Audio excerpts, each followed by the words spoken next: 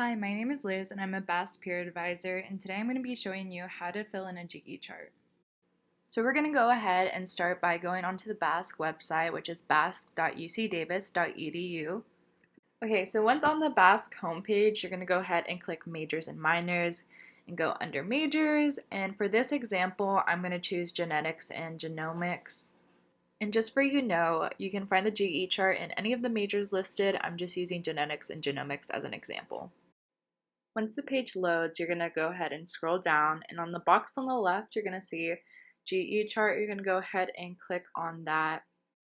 So now we have our GE chart, and the great thing about this GE chart is that you can actually download it and print it and fill it out yourself, or just download it and edit it on your computer.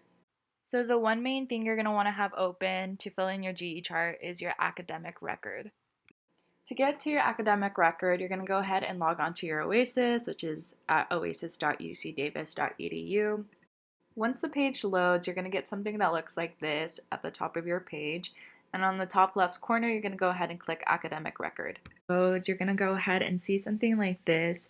In one column, you're going to have all the classes you've taken in UC Davis. In another, you're going to have the units. And then in the last column, you're going to have all the GE credits that it counts for. Now I'm going to go over the components that make up the GE chart. So at the top we have the topical breadth. So we have arts and humanities, science and engineering, and social sciences. Each one of these categories has a 12-unit minimum and a 20-unit max.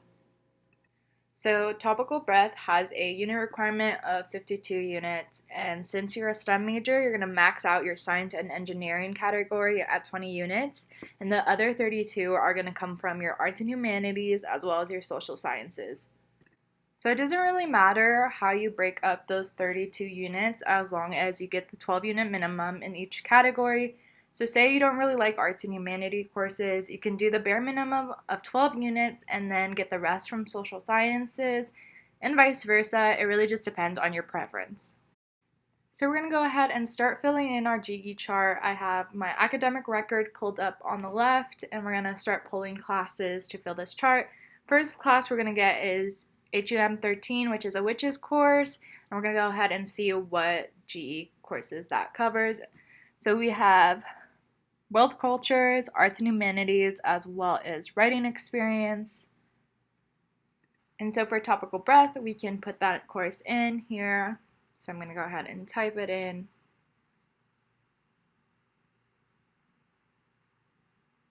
And we're going to go ahead and put the units, so 4 units. So like I mentioned before, this witches course also satisfies world cultures as well as writing experience, which is part of your core literacies component of GE requirements, which is also the bottom half of your chart. And the rule here is that you can dip down once, but you can't dip down twice. And what that basically means is that a topical breadth course can satisfy one of the core literacies, but it can't satisfy 2 core literacies. So here you have to pick and choose what you would want, so either world cultures or writing experience. For example, I'm going to go ahead and choose world cultures as my one that it's going to satisfy. I'm going to go ahead and type that in.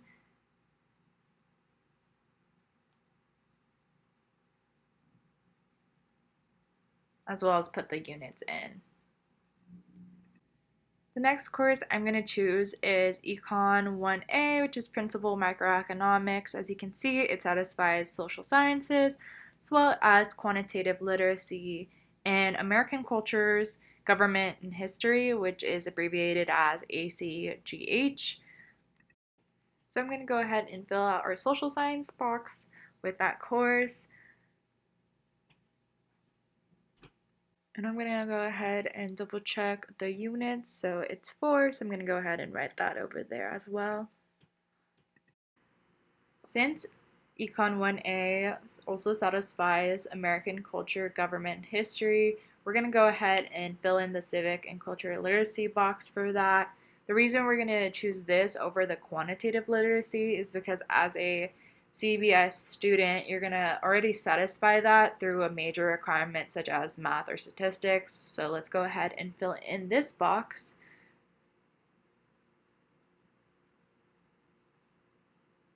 And as well as fill in the units. So the next course I'm going to choose is Phi 7Y, which is Philosophy, Perspective on Sexuality. So you can see this covers arts and humanities as well as domestic diversities as the core literacy. So I'm going to go ahead and fill out my arts and humanities with this course.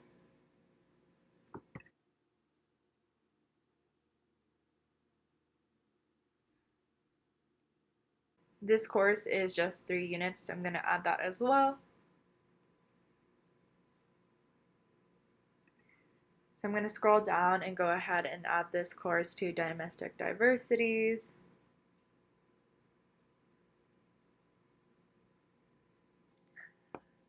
So now that we've filled up a couple boxes, we can actually see which ones we've satisfied. So domestic diversities has been satisfied with 3 units. World cultures has also been satisfied with 4 units from the witches course. Go ahead and click that. So you can also check off ACGH as well as quantitative literacy and scientific literacy. Check those. And oral skills as well as visual literacy, and this is because you'll satisfy those through major requirements. So another thing I want to point out under literacy with words and images is your English composition requirement. So that is an 8-unit requirement with 4 units coming from your lower division writing requirement and the other 4 coming from your upper division writing requirement. An important thing to note is that none of these courses can be used to satisfy other things in the core literacies or topical prep. Another important thing to note is that writing experience is different from the English composition requirement. You cannot use classes to satisfy your writing experience that you use for your English composition requirement. And also note that you cannot get writing experience credit until you satisfy the entry-level writing requirement. Also know that some labs satisfy writing experience. So for example, MCB 120L, which is the biochem lab, and MCB 160L, which is the genetics lab, both give writing experience credit. Some of the labs do, but not all. So another example I want to go over is how you can move around courses in your GE chart to different categories. So over here for an example, I have Music of the Beatles, which is a world cultures as well as arts and humanities and visual literacies. And I have the witches class right now as world cultures. Well, I can actually switch that around since world cultures counts as a writing experience. I can move Music of the Beatles to world cultures. So I can take out witches and replace it with Music of Beatles.